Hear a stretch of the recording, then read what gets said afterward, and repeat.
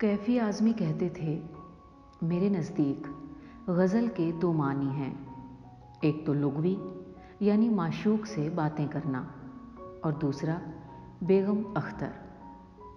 अवध के तहज़ीबी कस्बे फैज़ाबाद में 7 अक्टूबर 1914 को अख्तरी बाई फैज़ाबादी का जन्म हुआ, जिन्हें हम बेगम अख्तर के नाम से जानते हैं।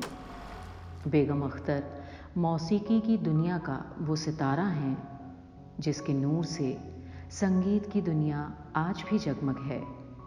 कहते हैं कि बेगम अख्तर की आवाज़ में वो सोज़ है जो सामे के दिल को पिघलाकर उसे अपना कायल बना लेता है।